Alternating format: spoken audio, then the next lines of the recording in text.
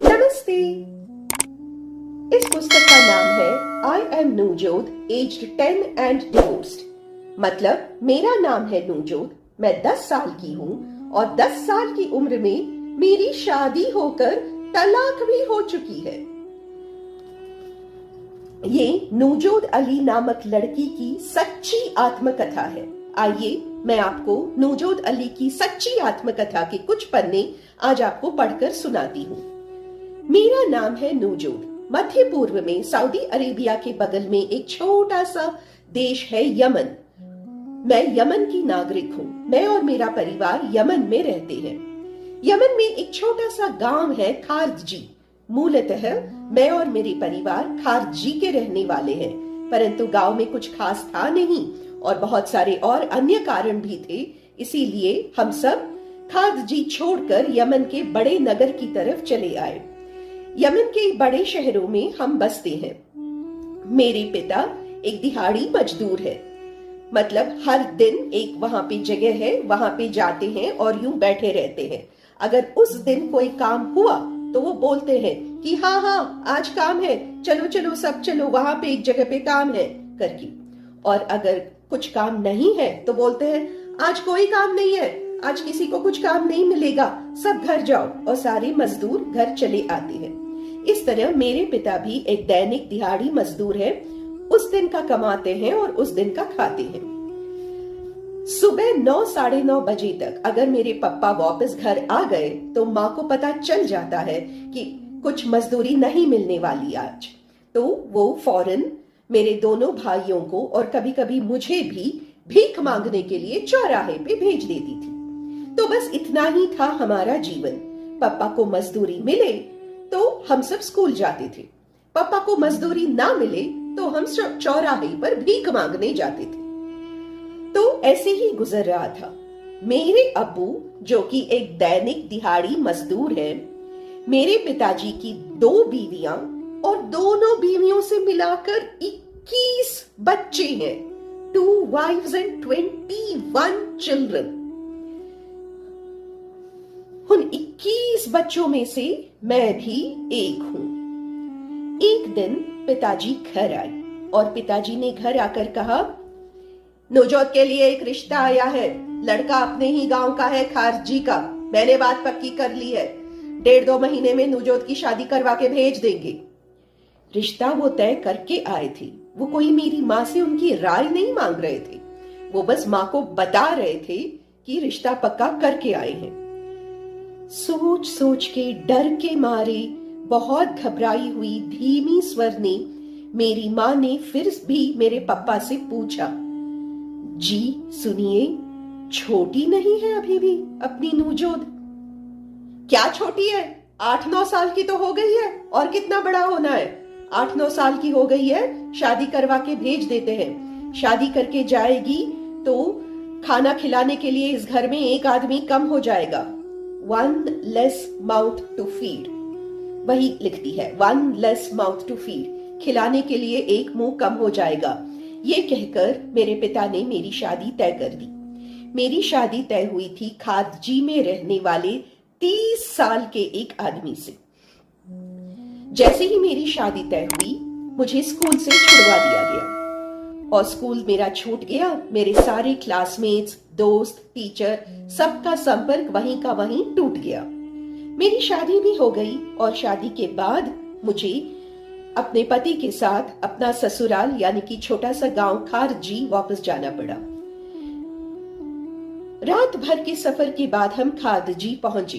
खारजी पहुंचते ही मेरी सास और मेरी जेठानी ने एक कमरा दिखाया और बोले, वो तुम लोगों का कमरा है। तो मैं कमरे के अंदर गई और मेरे पीछे पीछे मेरे 30 साल का पति भी मेरे कमरे में आया। उसने आगे की मैं पढ़ना नहीं चाहती, मेरी विनती है कि ये पुस्तक लेकर 30 साल के पति और 9 साल के नूजोत के बीच क्या हुआ ये आप ही पढ़ ले, मैं जोर से तो नहीं पढ़ सकती। अगले दिन सुबह मैं उठी पूरे बदन दर्द कर रहा था। पेट में बहुत जोरों की दर्द हो गई थी। रात मैंने अपनी सास और अपनी जेठानी के लिए बहुत चिल्लाया था, लेकिन मुझे बचाने कोई नहीं आया। अगले दिन सुबह दरवाजा खोलकर मेरी सास और मेरे जेठानी अंदर आए। उठो करके मुझे उठाया और ले गए। और ये हो गई मेरी रोज का जीवन। हर रात को मेरा पति आता था और मुझे बहुत दर्द सहन करना पड़ता था। और जितनी भी दर्द में मैं रहूं, अगले दिन सुबह उठकर मुझे झाड़ू करना पड़ता था, बर्तन मांजना पड़ता था और स्टोव साफ करना पड़ता था। हर रात को मैं रोती थी। मेरी हालत ऐसे हो गई थी कि सूरज अस्तम होते ही मेरे हाथ पैर कांपने लगते थे। डूबता हुआ सूरज देखकर मेरे हाथ पैर कांपते और मैं अल्लाह से प्रार्थना करती कि रात न हो, मेरे पति घर न लौटे, रात न हो। हर रात को मैं जोर से रोती थी कि ये एक रात मुझे छोड़ दो, मुझसे सहन नहीं हो रही, मुझसे दर्द सहन नहीं होती, मुझे सोने दो, मुझे अलग कर दो, मुझे जाने दो करके रोज रात को मैं रोती थी। मेरे पति को यह रोना धोना बिल्कुल पसंद नहीं आया। क्या रोती रहती है बे? क्यों चिल्ला के रोती रहती है? शादी करके आया हूं तुझसे, निकाह करके लाया हूं ना, ये रोना धोना बंद कर, कह के मुझे पीटने लगा। दरवाजे के बाहर खड़ी मेरी सास दरवाजे के बाहर से मेरे पति को कहती, ठीक से पीटो, शायद सिर्फ हाथ से मार रहे हो इसीलिए उसको अक्ल नहीं आ रहा है। हाथ से मारने से अक्ल नहीं आएगी बेटा, डंडा लेकर पीटो उसे, लाठी लेके पीटो करके मेरी सास बाहर से अपने बेटे को बोलती थी और वो मुझे डंडा लेके मारता था। पूरे शरीर लाल हो गया था, हर जगह लाल लाल निशान पड़ गए थे। इसके बावजूद मुझे अगले दिन सुबह उठ के झाड़ू लगाना पड़ता था, बर्तन मांजना पड़ता था। मम्मा के घर भेज दो, मुझे 4 दिन के लिए मायका भेजो, मुझे 4 दिन के लिए मायका भेजो, बस 4 दिन मुझे माँ के पास जाने दो करके मैं सुबह शाम दिन रात जोर जोर से रोने लगी। एक दिन आखिरकार मेरे पति ने कहा, ठीक है, सहन नहीं हो रही है तू, कहां से शादी करके आ गया मैं, सहन नहीं कर सकता मैं अभी ये रोना धोना, ठीक है 4 दिन के लिए माँ के घर लेके जाता हूँ, 4 दिन वहां पे रह और 5वें दिन वो वापस आओगी ना, 5वें दिन से जब वापस आओगी ढंग की बीवी बन के रह, समझ गई? इतना रो रही है, चलो 4 दिन के लिए लेके जाता हूँ, वापस आते ही रोना धोना बंद करके अच्छी बीवी बन के रहना चाहिए, समझ गई? कह के मेरा पति मुझे शहर लेके आया अपनी माँ के घर। माँ मुझे देखते ही सिकुड़ गई। मैं एकदम दुबली पतली हो गई थी, सारा चेहरा उतरा हुआ था और पूरे शरीर पर मार की निशानी थी, लाठी डंडे से खाई हुई मार की निशानी थी। माँ मुझे देख के बहुत रोई और मैंने भी बहुत कहा, माँ मुझे वापस मत भेजो, मैं भी भाइयों के साथ जाके चौराहे पे भीख मांग लूंगी, कुछ भी करूंगी, जो भी काम वहां कर रही थी वो सब यहीं भी कर लूंगी माँ, लेकिन मुझे वापस तो खारजी मत भेजो, वापस ससुराल मत भेजो, मैं यहीं रहूंगी, तुम जो बोलोगे करूंगी करके। पिताजी गुस्से हुए, क्या सिखाया है अपनी बेटी को, ये क्या बोल रही है, खानदान की इज्जत का क्या होगा? 4 दिन के लिए आई है, 4 दिन के बाद इसको वापस जाना है, 5वें दिन वापस जाना है, अभी की अभी समझा दो, क्या सिखाया है तुमने अपनी बेटी को करके पप्पा ने चिल्लाया। हालांकि माँ को मुझ पे बहुत तरस आ रहा था, लेकिन माँ मेरे लिए कुछ कर नहीं सकती थी। इस बीच और कोई चारा नहीं देखते हुए मैं अपनी छोटी अम्मी के पास गई। छोटी अम्मी मतलब पिताजी की दूसरी पत्नी।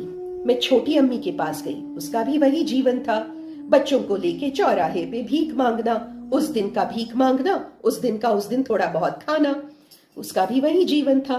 तो मैं छोटी अम्मी की झोपड़पट्टी में गई और मैंने कहा, छोटी अम्मी कम से कम आप तो मुझे अपने साथ रख लो, मैं ससुराल वापस नहीं जाना चाहती, प्लीज मुझे ससुराल वापस मत भेजो, मैं आपके यहाँ रह लूंगी, नौकरानी बन के रह लूंगी, मुझे ससुराल वापस मत भेजो। छोटी अम्मी ने मेरी तरफ देखा, उन्हें भी मुझ पे बहुत तरस आ गया था। छोटी अम्मी ने मेरी पूरी कहानी सुनी और फिर छोटी अम्मी ने अचानक कहा, नूजोद, बेटा तुम्हारी इस समस्या का एक ही समाधान है। ऐसा करो, शहर के बीचों बीच न्यायालय है, कोर्ट है। तुम कैसे तो भी करके कोर्ट पहुंचो। वहां जो भी जज मिले उस जज के पैर पकड़ लेना और जज के पैर पकड़ कर कहना, जज साहेब मुझे तलाक चाहिए, जज साहेब मुझे तलाक चाहिए करके जज के पैरों पे गिर के तुम रोना। इसके अलावा मैं तुम्हें और कोई सजेशन नहीं दे सकती नूजोद। तुम्हारी समस्या का बस यही एक हल है। ये सुन के मैं एकदम आश्चर्य में आ गई। न्यायालय? मुझे तो मालूम भी नहीं था कि वो है कहां। मैंने कहा, ठीक है छोटी अम्मी, मैं निकलती हूं। छोटी अम्मी ने कहा, नवजोत 1 मिनट बेटा। और उस दिन का उनका सारा भीख का पैसा, उनकी पूरी आमदनी उन्होंने मेरे हाथ में रखा। बोली, तुम भी बेटी हो नवजोत, लेकिन छोटी अम्मी होने के नाते इससे अधिक मैं तुम्हारी और कोई सहायता नहीं कर सकती। ये आज का पूरा भीख का पैसा है, तुम रख लो।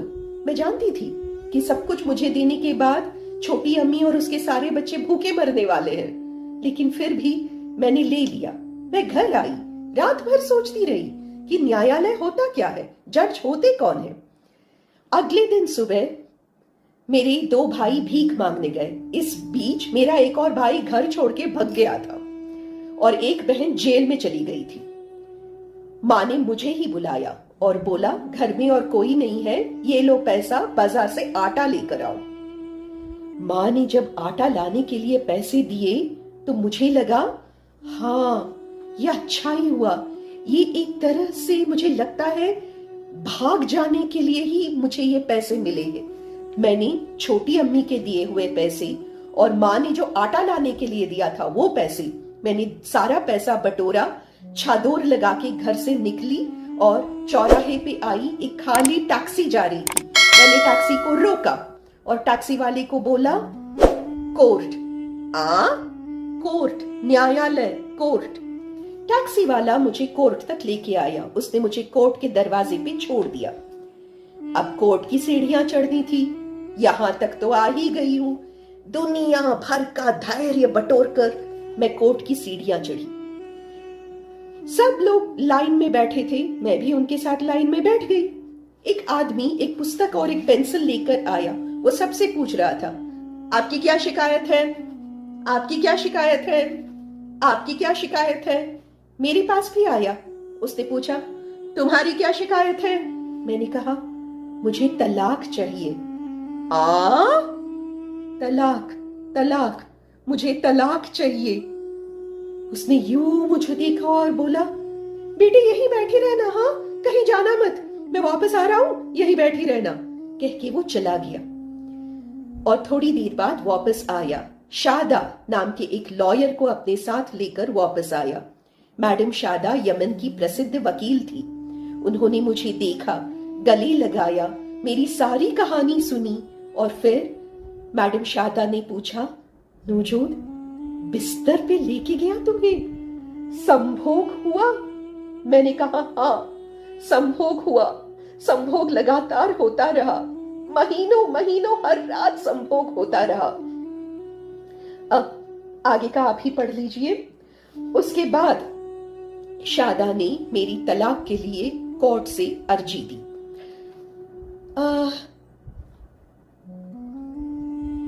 तो ये है नूजोद की कहानी और असली कहानी यहीं से शुरू होती है, क्योंकि I am Nujood age 10 and divorced. तो नूजोद को तलाक कैसा मिला, नूजोद की तलाक में क्या क्या अड़चन आई, नूजोद को अपनी तलाक के लिए कितनी मेहनत, कितनी संघर्ष, कितनी मशक्कत करनी पड़ी, यही कहानी है। और ये मत समझिए कि ये कोई 11वीं या 12वीं शताब्दी की कहानी है, ना ना ना, ये 2008 की कहानी है। ये नूजोद अभी भी जिंदा है। ये 23-24 साल की नूजोद आज भी है। यूट्यूब पर इसके वीडियोस आज भी है और अप्रैल 2008 को ये तलाक का मामला दर्ज हुआ न्यायालय में और कई सारी अखबारों में भी आया। तो ये कोई 600, 700, 800 साल पहले की कहानी नहीं है, ये आज की कहानी है। ये इस शताब्दी की 2008 की कहानी है। नूजोद को तलाक कैसे मिली, यही आगे की कहानी है। मेरी सबसे विनती है कि ये पुस्तक लेकर पढ़ें। और मेरी साहिल जी से 3 प्रश्न है। ये पुस्तक पढ़ने के बाद मेरी साहिल जी से 3 प्रश्न है। पहला प्रश्न, इस पुस्तक में लिखा है कि शादी की उम्र 6 साल की होती है और क्योंकि नवजोत 8-9 साल की थी, शादी की उम्र से 2 साल के ऊपर की हो चुकी थी। क्या शादी की उम्र 6 साल की है? क्या शरिया कानून के मुताबिक शादी की उम्र 6 साल है? मेरा दूसरा प्रश्न साहिल जी से, इस पुस्तक में लिखा है कि शरिया कानून में डोमेस्टिक वायलेंस नहीं है। पति अपने पत्नी को जितना चाहे उतना मार सकता है, पीट सकता है। पीटना पति का अधिकार है, सहन करना पत्नी का कर्तव्य है। क्या ये सच है? क्या शरिया कानून में पति को जितना चाहे उतना पीटने का अधिकार है? और तीसरा प्रश्न जो मैं साहिल जी से इसलिए पूछ रही हूं क्योंकि किसी और से पूछ नहीं सकती, क्या एक ऐसी लड़की जिसकी ऋतुचक्र अभी भी शुरू नहीं हुई हो, जिसकी मेंस्ट्रुएशन साइकिल अभी भी शुरू नहीं हुई हो, क्या एक ऐसी लड़की से शादी करना और एक्चुअली उसको बिस्तर पर ले जाना इंडियन पीनल के कोड्स के हिसाब से तो गुनाह है, पर क्या शरिया कानून सच में इसकी इजाजत देता है? Is sex with a premenstrual girl really allowed in sharia law? तो ये पुस्तक पढ़ने के बाद ये 3 प्रश्न मेरे मन में उठे। मैं चाहती हूं कि साहिल जी इन तीनों प्रश्नों का उत्तर दे और मेरी पूरी दुनिया से विनती है, ये पुस्तक लेकर अवश्य पढ़े। हो सकता है कि सारे भगवान एक हो, शायद सारे भगवान एक है, पर सारे कानून व्यवस्था एक नहीं है। यही सीखने को मिला मुझे इस पुस्तक से। नमस्ते।